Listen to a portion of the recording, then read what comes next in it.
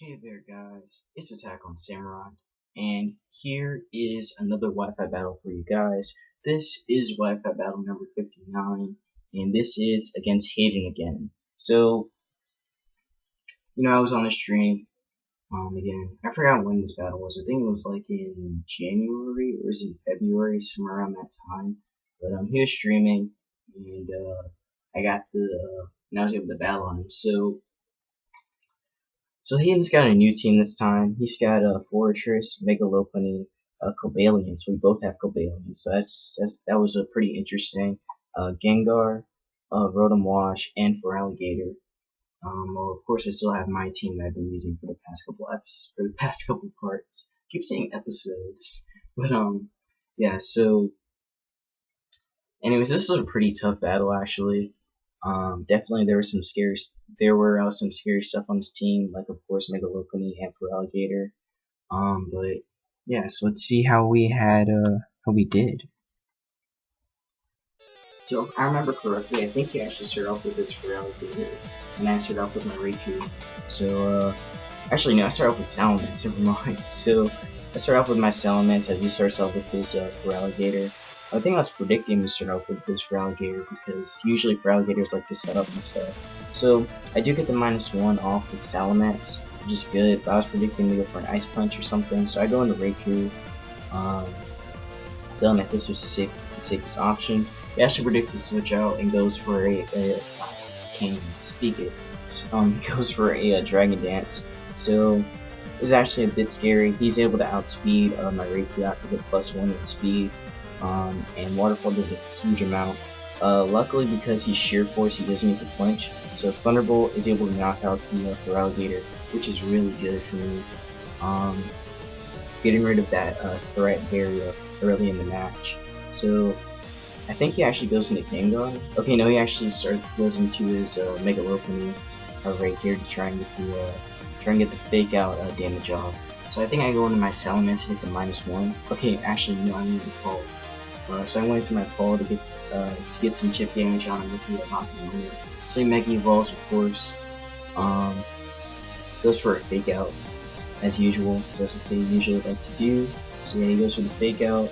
Fake Out does not that much, so... And also he does get the Knocking Limit damage, of course. So he's going to switch out his Mega Lopunny. He's going to bring in his Rotom to take the hit. So I go for a Scald with Call to try and efficient burn on that Lopunny. I get the burn on the Rotom though, so Rotom is now burned, which is definitely pretty huge. I mean, I think it had played a lot later in the match. I think. Again, I don't remember. This battle was like what 5 months ago or something. So he actually gets me back with a burn with the Will-O-Wisp. That's fine. I go for a Side Shock with Call. See how much this does, and Side Shock actually did a decent amount to his Rotom, so that told me that his Rotom was definitely not fully defensive. It was most likely his special defensive wall. So I switch out my Pole, predicting to go for a Volt Switch. As I actually bring out my Whitney to I guess sponge the hit. So he actually goes for a Thunderbolt right here. And Thunderbolt does a decent amount of Whitney, but Whitney's able to take it pretty well. And of course Rotom is gaining some leftovers health, but Burn is going to chip him down with a bit. So I get the Thunder Wave. I think I was actually predicting the switch, but he didn't. So yeah, he goes for another Thunderbolt, and because of that, when he's gonna restore his health with the Citrus Berry.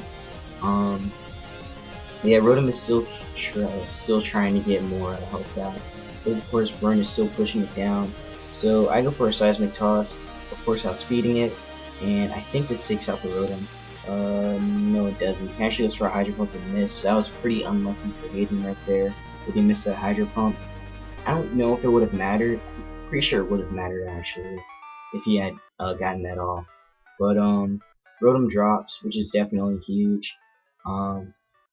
So now he brings in his Fortress to try and set up some hazards as I switch out Whitney. So right here I think I go into my Red Brow. Yeah, I go into Red Brows since Red Brows does carry the Fire Blast.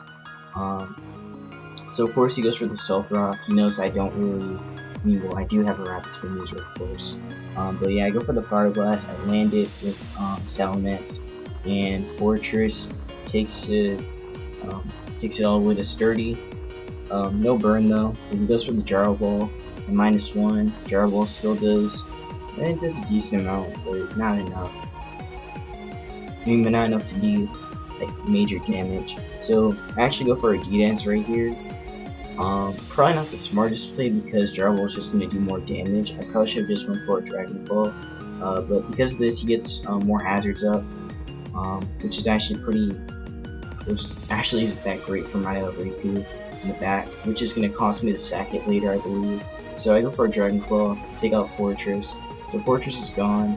So that's 2 of his major walls gone, Rotom and Fortress. So now all he has left is Mega Lopunny, Cobalion, and Gengar. So he actually goes for the Fake Out right here, and Fake Out does a decent amount, does about 20, actually does about 15 to 20%, of course. So he switches out, goes into his Cobalion right here, and this right here, he was trying to play Mind Games with me a lot in this.